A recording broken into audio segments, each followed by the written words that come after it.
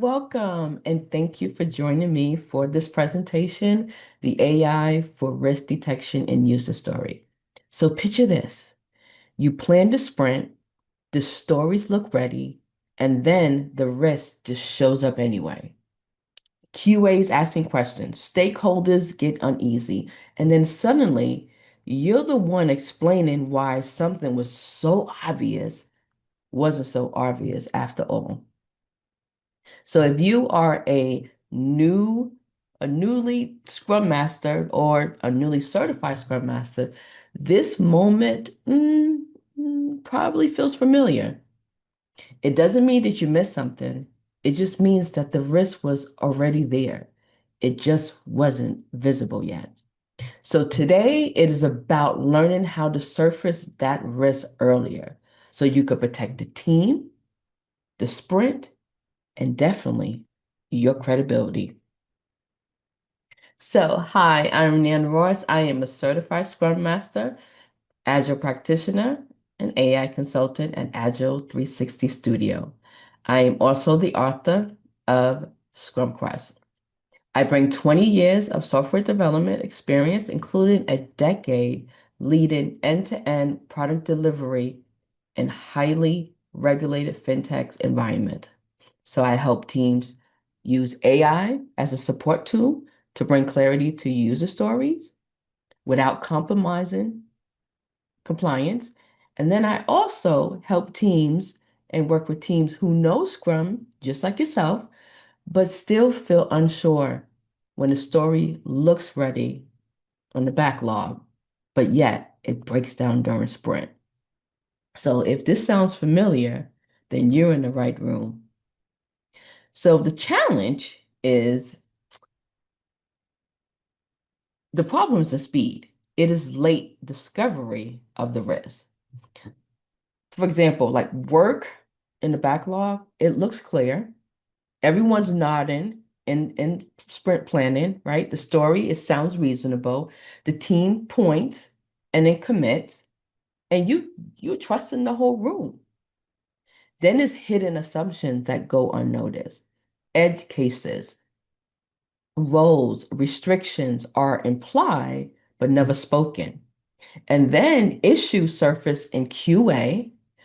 It also might reach review and the worst case scenario, an audit review. So these questions, they arrive late, rework piles up, and why wasn't this caught earlier? And that question is hangs in the air. Fixes become expensive, changes actually disrupt the sprint, scope shifts, trade-off feels rush, and then the end of the day, confidence level, it erodes, right? The team hesitates, the the stakeholder question readiness, and then you as a scrum master feels all that pressure. So why unclear requirement hurt sprints? Well, for one thing, originally it doesn't usually look like a problem at the start of the sprint. It just looks good enough. Like there's situations where the PO will actually send a user story to a developer before either backlog refinement and just have them, hey, can you review or identify any type of gaps? And the developers, they're busy, right? So they say, okay, yeah, all right, read through it, yeah, looks good. And then when the sprint starts, and then the developer starts on working on that story, then they're like, I see some gaps. Even worse, it might bypass the developer, and then there's detail missing in QA. Once again, then that's when the sprint starts to break down. And I've seen this time and time again. So this leads to half of the product, half leads to half of the project missing their goal because requirements wasn't clear or it was changed in the middle of the sprint. 70% of the rework traced back to misunderstanding. And then late discoveries are expensive. Like fixing issues after development or in QA is going to cost up to 6 times more than if it was addressed before the sprint started. So risk doesn't usually shows up as a blocker. It hides. It hides in moments that feel normal during the sprint. Like here's some of the signs, like refinement takes longer than expected. So instead of refinement being 2 hours, it lasts for like 2 days, right? Because it's the back and forth conversation.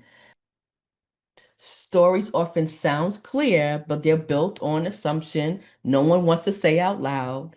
People nod along. Some don't want to slow the room down. Others are mentally just checked out because it's not their part.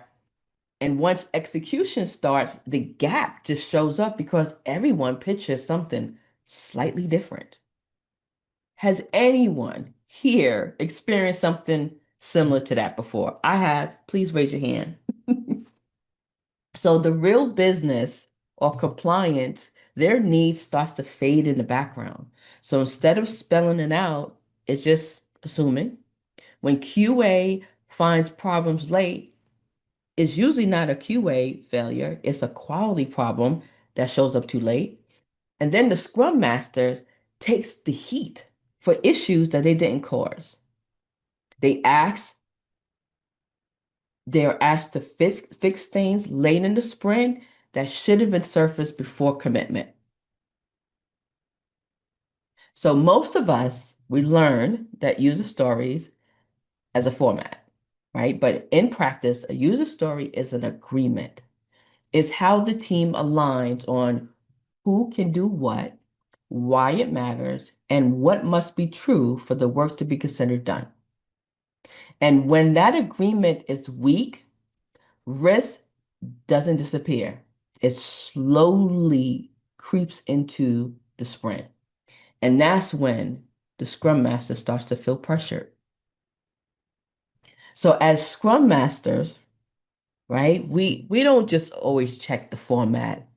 We should be checking clarity, right? So can QA test it without side conversation?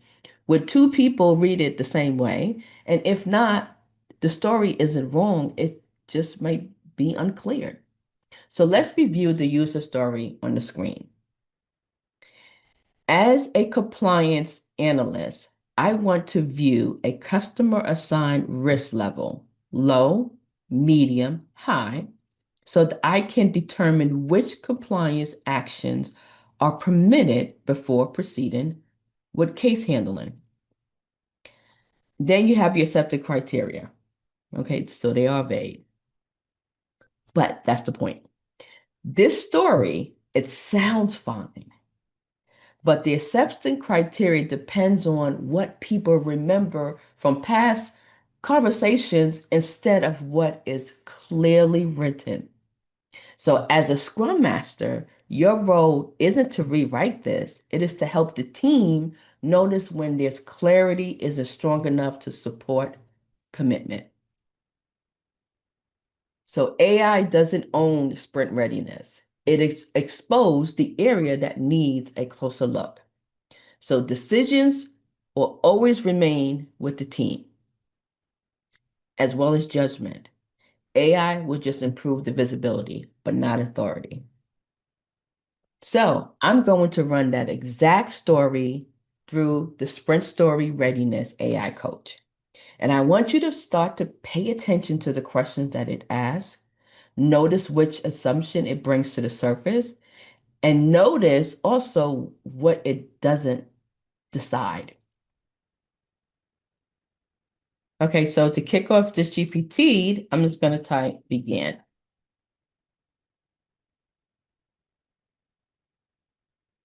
Okay, it's ready. Now it's asking us to paste user story and acceptance criteria, right? So we're going to pay attention to the scores that are given when it comes to the invest, the definition of ready, and then some of the delivery readiness features. So here's the user story. Let's see the score. Whoa, 42 out of 100. I mean, just that score alone just lets us know that this is a very high risk. user story, right? So the invest, it does a quick breakdown. It's 14 out of 30. And it actually breaks down why they and the scores that they give for each of the criteria of invest, and then why the point was deducted. It also scores based on story structure and clarity, right? There's no clarity on where the risk level is viewed. Is this on the profile? Is this on the case screen? When it must be visible? And also like who has the rights to visually see this risk level?